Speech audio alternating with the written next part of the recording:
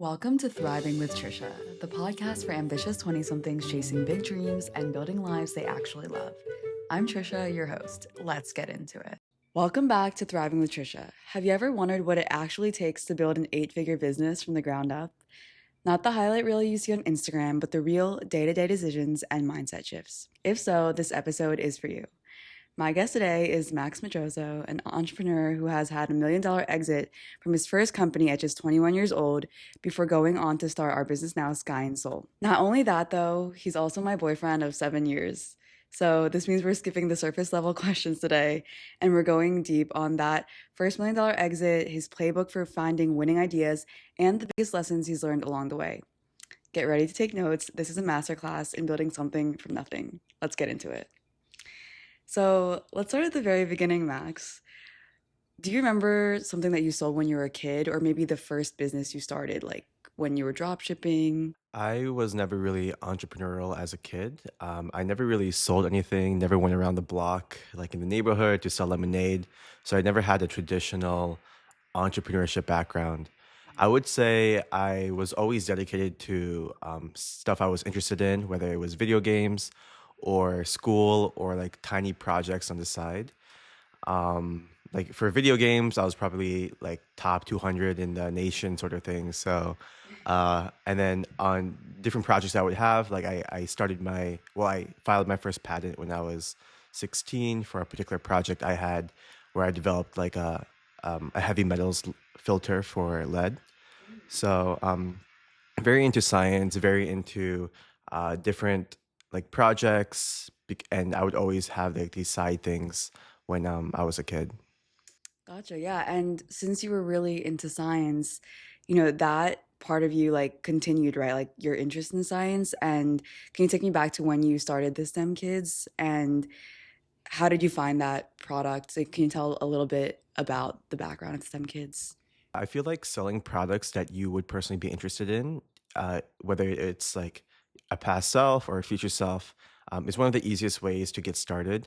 So the STEM Kids had the main product being a portable microscope. And as a kid, I would definitely like a product like that because you want to see everything, you want to look at everything at least from a microscopic lens, and having to put something underneath a microscopic slide could be difficult. So having a portable microscope where you just point and look was very interesting. So we found this product initially on Amazon, but it was being marketed incorrectly. I think it was being marketed towards people who like sold weed to figure out if like the weed plant was ready for like harvesting. They weren't being marketed towards kids. So I took a similar product and then made my own website, designed our own marketing to, really target the kids angle. Gotcha. And how long did it take you before you realized like this is a good product and this is going to work? 3 days. So when you launch a product initially, you can see the metrics very quickly on Facebook, on Instagram, especially if there's like traction on that particular ad.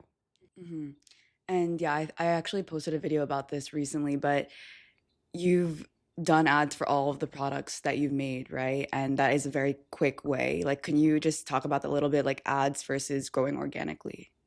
Yeah, when you put money behind a particular piece of content, there is a return, right? So if you put $1 behind a piece of content, sometimes you can expect $2 out, and that tends to be very consistent. Versus like organic content, you might see a lift within 1 or 2 days, especially if it goes viral, but then it's going to eventually die down, and then you have to create new content again.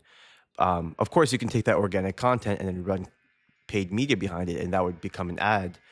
So they kind of can be the same thing, but I find that ads are a little bit more consistent to drive scale. Yeah. And going back to the STEM kids, you started that, you found the idea while you were still in school, right? And then you dropped out when you had realized that, oh, this could be something big. Can you tell me more about like that pivotal decision? Like what made you kind of go down that route and realize like, oh, I really want to go in this like full on? Yeah, I would say it's both like a logical and emotional decision. Like number one, I didn't want to be in school. I just found what I was learning didn't really feel relevant to the real world, and I didn't really want to be an engineer in the long term. Number two, I think I just did the calculation in my head for like opportunity cost and the money I was making with the STEM kids, if I just dedicated more time to it, would be more than I would make at like an engineering job. Uh, Plus the money that you have to spend on, college, like the dorm, the like tuition, the fees. It just didn't really make sense from a monetary perspective, right? So those two, both the logical and emotional, just allowed me to make it like a no-brainer decision. Gotcha. Yeah, that totally makes sense. And I think a lot of people correlate dropping out with maybe like stopping learning, but you've always mentioned that you love to learn. Where did that develop? And like, how do you still learn nowadays? It's hard to say where it developed. Maybe like parents or I don't know, something back in the day where like I was reinforced. So it's hard to say. But the way that I learn now would be primarily like through books and through courses. So I really invest a lot in my learning, spend like tens of thousands of dollars on conferences, on different books. Well, not really spending tens of thousands on books, but like on the courses associated with it, because you can take that knowledge and there is, of course, a return associated with that. Mm, yeah, that's a good point. And regarding the courses, like, do you think doing all of that learning like helped you when you were growing the STEM kids? Like, were you investing in all of those as you were building the business? Yeah, the money I took from the STEM kids was definitely put into different courses. So like I would fly off to e-commerce events in Miami, spend a couple days there. I would spend tens of thousands of dollars on just one-on-one coaching to see how I can create better ads, and those ads would then yield a return that is like far greater than what I put within the initial course. And for someone who might be in a similar position that you were in when you were starting the STEM kids, maybe still in college, for that learning, did you just really read books, watch free YouTube tutorials, or how did you kind of get into that? Yeah, there are very cheap courses that can get you started. I probably spent like $500 to $1,000 in the beginning. YouTube can get you pretty far too, but of course you have to sift through all the bad information, and that could take a long time. So sometimes if you identify somebody who you really trust on YouTube, then you can buy their course, and then it will help speed up the learning process. Pretty much anything that you can learn now would be free, either on YouTube or AI. But it's just about speeding up that process, right? You don't want to sift through the information. You want somebody else to sift through it and give you the good stuff. Mhm. Yeah, that makes sense. And kind of shifting into Sky and Soul, from the STEM kids, let's talk about Sky and Soul. Can you tell me about how Sky and Soul was born? Yes, Sky and Soul was started based on like a personal need I faced myself. So after the STEM kids, I got pretty fat. I gained, I think, 50 pounds. I couldn't even sit down for more than 30 minutes without having to lay down my back afterwards because my back muscles were so atrophied that like it just caused my back to hurt so much. So I decided to focus on my health, like focus on my diet, started working out, and I ended up losing that weight and becoming much stronger. But when you focus on just one or two aspects of your health, afterwards you start looking at everything, right? Like skincare. So I was following the carnivore diet at the time, so I was very familiar with tallow. And tallow is this miracle ingredient that you can also use on your skin, and that people have used on your skin for centuries. So I believe like tallow is the Latin word of sebum, or maybe the other way around, and sebum is like the oil on your skin. So started using tallow on my skin. It really helped. And I started like selling it too to other people, and they wanted to buy it. So just started scaling the business from there, creating different ads, and launching our tallow sunscreen, which is our number one selling product. Mhm. And can you shed some light on how you got about like developing the formula? And, I know it started in just like the kitchen and how it kind of grew from there. You were just experimenting, testing a bunch of different formulas out in the beginning. Yeah, so I have a little bit of a chemistry slash lab background when I was in high school. So I kind of understand the scientific method, the process, how to keep variables the same. So when I was creating like the skincare formula in my kitchen, just putting a ton of different ingredients together, seeing what works, what makes it a little bit more moisturizing, what reduces the white residue. And then I would test that, product with customers and figure out their feedback and what they enjoyed about it. And then I would, reach out to factories, manufacturers, and try to refine the formula even further because you can't really scale from your kitchen. You definitely have to give it to somebody who's a lot more professional, who can make the fine tweaks, who can source it from a professional grade like supplier, so that you can scale further. Right. And just to give some context, sunscreen is a drug in the US, right? So there's a lot that goes into it and it has to pass like tests and all of that. And can you just talk a little bit about, how sunscreen, how it's like, I guess a slightly like more difficult product to like really work with and the test that has to go through and all. Yeah. So in the kitchen, we were testing the moisturizer for the most part because that's definitely easier to sell. For the sunscreen portion, yeah, it definitely is hard to and expensive to make it, by yourself. In fact, you shouldn't do it. So we reached out to a factory very early to have that done. And you need SPF tests, which have to be done on like 10 subjects per FDA law. And then you have to make sure that it abides by the SPF rating.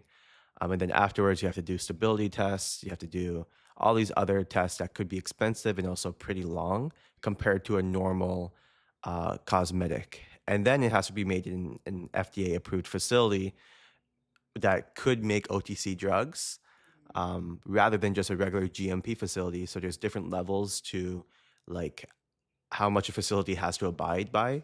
And an OTC drug, of course, is more than, let's say, a regular cosmetic. Gotcha, yeah. And this was all done, well, it started like kind of when we were still in Austin, but then it went on, like we grew it until we were like traveling. Of course, like we were digital nomads the entire year of 2024. How was it, like, would you say, working and growing that while we were traveling, moving constantly, like every week, every 2 weeks? Yeah, I feel like it wasn't really a negative. Probably the only downside would be like the time it takes that you have to do it when you're flying in the airplane, or you're in the airport. But even then, you can still be working on your laptop. You can even be watching courses on the airplane. So even though we had like 50 plus Airbnbs slash hotels that we were in 2024, I was still able to get a lot of work done. And I feel like when I'm traveling, I can get into zone very quickly. Like people can trigger in different ways to get in the zone. Some people need like music, some people need a new environment. I think for me, being in a new environment helps with that. It allows me to really get immersed within the work, and traveling actually like contributed to that. So let's talk about the financials a bit. A huge question for founders is funding, and it's been trending lately where a company raises a seed round or raise, X amount of money for their company. Can you just briefly explain bootstrapping a company, which is what you've done, versus raising money from investors? Yeah, I think there are two things a founder needs if they want to bootstrap successfully. Number one would be like a good management of cash flow. And that's because if you want to place an inventory order of, let's say, 50K and you have 25K, there are actually ways that you can still place that order and not have to raise money. So, for instance, you can do pre-orders so that you can basically raise from your customers that other 25K. Another thing that you can do is, um, you go to the bank, of course, take a loan, but that might be hard. So you can basically get a loan from your supplier, and what that looks like is like a payment term. So what might happen is you pay half upfront and half 30 days once you receive the product. And that is common maybe in the second or third or fourth order, not really much in the first. But if you can, negotiate hard or really like develop a good relationship with your supplier, it could be possible. And then the second thing you need is the skills that of many people you need to learn by yourself. So if you're like an operations person, you might need to learn a lot of marketing, a lot of ads, because you don't have the money yet to hire people for it. So you need to know how to sell so that you can get the money and build a foundation to eventually hire people to do it for you. Mhm. Yeah, and just talking about hiring a bit, when you do have the money for hiring, you are hiring for maybe the weaknesses, right, that you have or skills that you might need help on. Yes. Gotcha, yeah. And what do you think is the hardest part about scaling a business? Maybe they have gotten some money from it, or they've been able to like see some monetary value, but scaling it further, maybe like with the branding, or what do you think is like the biggest challenge? Yeah, I guess as CEO, your job is to solve the hardest problems, right? Because you can give like easier problems to your employees, but I guess your job is to really be I some people might disagree, but like be in the weeds when there is a problem that is causing a block. Let's say your COO has a block with the 3PL. If it was an easy problem, it wouldn't really escalate to you. But if it's a hard problem, then it would escalate to you, and then you have to help solve it with them. So all you just see are hard problems. You might see revenue drop. You might see revenue be volatile. You might have a problem with an employee that HR might not be able to handle. So then you have to handle. So I think it's all about having like emotional resilience and knowing that it is your job to figure it out. So you can't really complain about it because you kind of signed up for it. Mm-hmm. And yeah, like, is there anything that, especially now, like we've had some challenges with Sky and Soul, right? Is there anything that you didn't picture yourself doing before, like that you have to do now, like maybe with making content?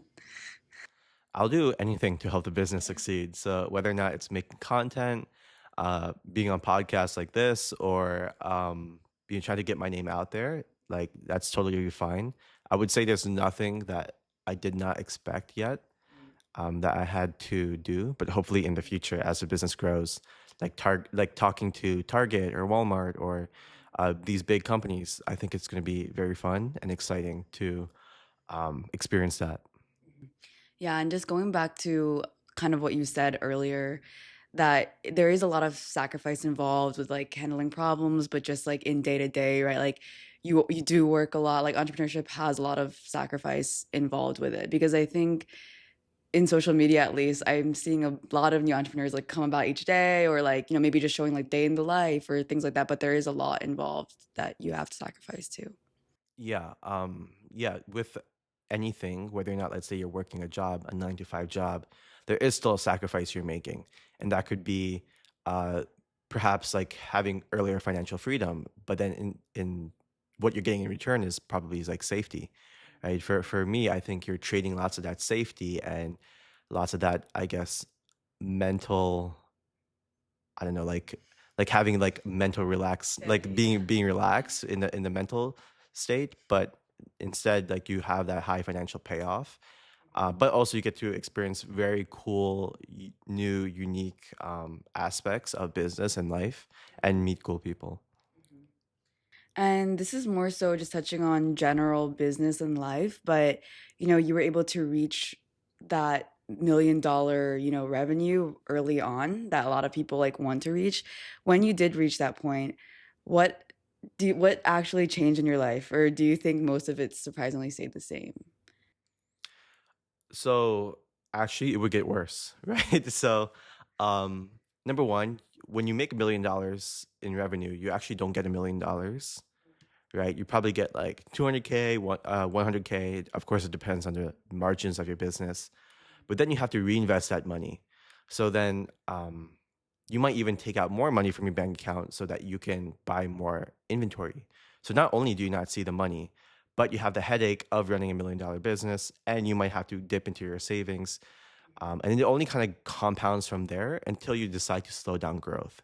Because let's say instead of doubling, you decide to grow by 50%, then you might have a little bit more money to take out from the business, and it might be a little bit more relaxing. But again, there's like trade-offs and everything, where if you sacrifice growth for stability, then of course you don't have more money in the future, but you'll kind of pull that money forward and you can use it now. Mhm. And yeah, speaking to like the risk and the sacrifice that you were just talking about, how do you think your relationship with failure has evolved from the beginning until now? Like, just to give some context, when you first started the Seven Kids, where you had your $1 million exit, before that, you started like, was it 20 plus or 30 something drop shipping businesses? And were you always just, do you think, resilient to keep going? And do you think that's evolved or gotten stronger now? Yeah, I think I've been resilient for most of my life, and I think it's definitely gotten stronger. When I was 16, developing that heavy metals filter, that took 2 to 3 years of just like research and grinding. And when you are that young, I mean, spending any like usually a project takes like 1 day or 1 week, never mind like an entire year. But then afterwards, when I started going into like drop shipping and e-commerce, I think I went through 20 different websites slash products before I hit my win. But I just knew that every single time I tried a new product, it's like rolling the dice, and all I just have to do is land like a six once, and then that would be my winner. Maybe I got a little bit unlucky, but I made sure to limit my risk, keep like the amount of money I would spend per product pretty low, so that when I do hit that winner, I can put most of my money behind it. Mm-hmm. Yeah, that kind of alludes to, I guess it made me think of Alex Hermosi a bit, someone that we both like, learning from his resources, but that, you just have to keep going. Sometimes it's like a volume or like you just have to keep putting in the time because like you just need that one big win. Yeah, it is a volume game, but you have to keep in mind that you don't want to strike out. So yeah, you can probably go like you can probably bat 100 times. Let's say if you have 100K, but if you only have 10K, then maybe you can only bat 10 times.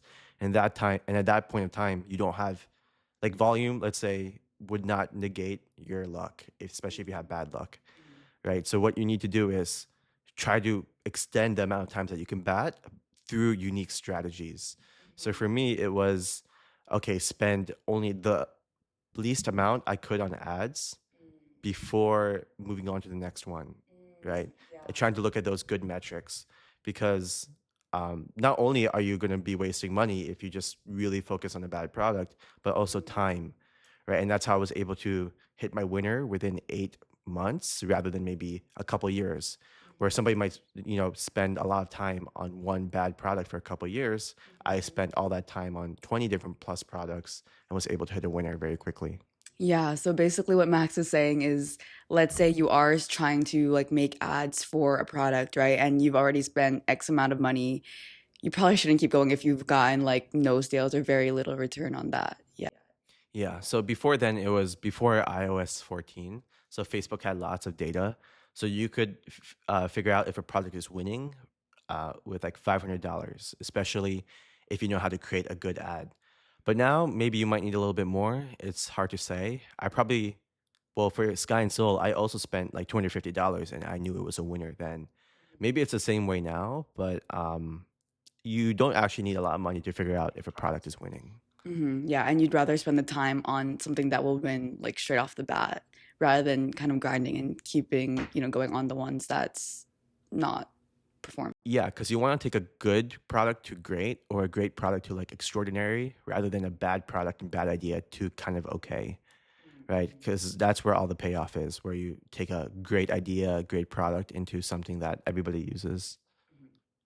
And I know we've talked a lot about work, but how do you think about some things outside of work? For example, like your fitness journey or maybe rest and sleep, like they're also vital to your success, right? Yeah, I view rest, sleep, fitness as like th- something that is necessary for everybody to do if they want to succeed in business and in life, right? Like you need those 8 hours, or else it's shown that your brain would function substantially less.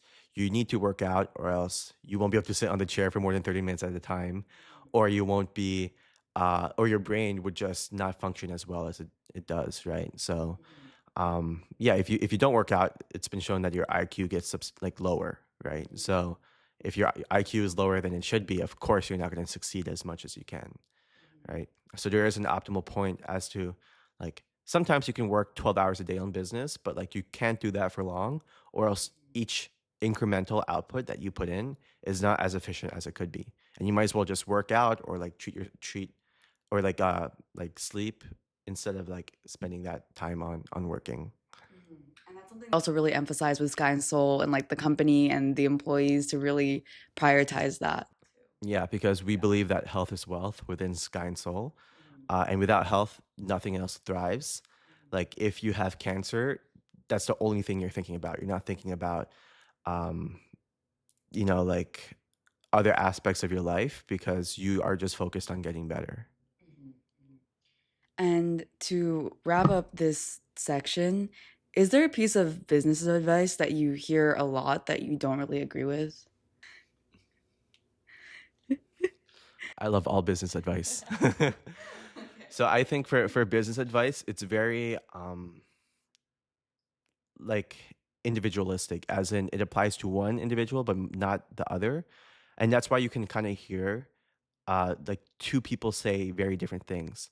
Like some of the best investors might say diversification is for fools, right?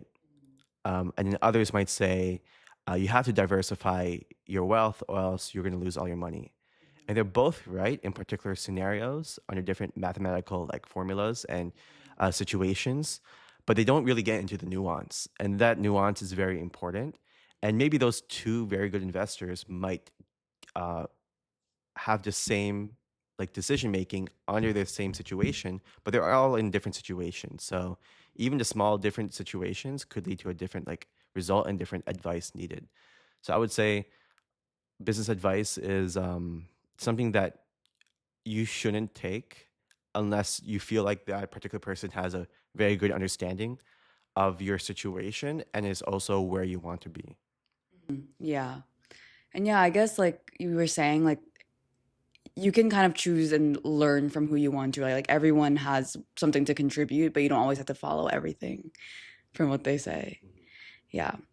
And yeah, I guess that just made me think of something else that I didn't write down, but like even with lifestyle or business, like there's like so many extremes for what side you can be on. And maybe one side isn't like necessarily right or wrong, but it's just a matter of like really what you believe and what you think over time.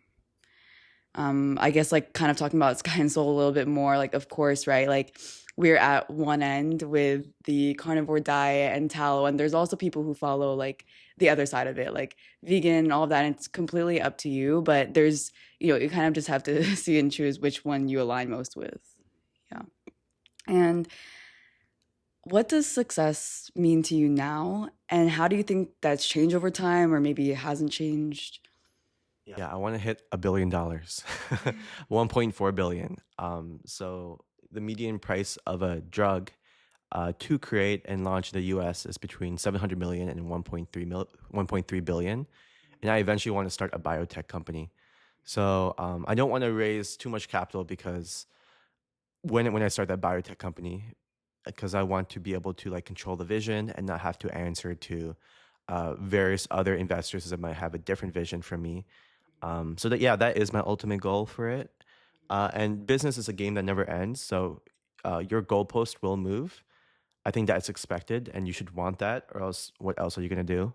So I know some people say, you know, like the grind never ends, but you should just like accept it, right? It's just how it is. Like you can't change reality. And once you just accept that, it becomes you can use it for you rather than against you. Mhm. Yeah, that like business is a game, right? There's always, once you put out one fire, there's always probably going to be another one that you're always working on. Yeah. Yeah. And let's zoom way out. So when you're older, maybe you're in your 80s, looking back on your life, what do you hope you were known for? Sunscreen. No, but I guess like being able to launch successful businesses, like not just one, not just two, but maybe three or four. Um, I hope to also like help the employees that work with us be very successful, like financially and also in their careers. So, Max, this has been a great conversation. Before we wrap up, I have a few rapid fire questions for you. Just say the first thing that comes to mind. Are you ready? Yes. Coffee or matcha? Matcha, A book you love? the Millionaire Fast Lane, One word you'd use to describe entrepreneurship? rewarding. A favorite city you've worked from? Uh, I guess Bali, Indonesia, even though it's not a city. And would you say at this moment, are you surviving or thriving? Surviving.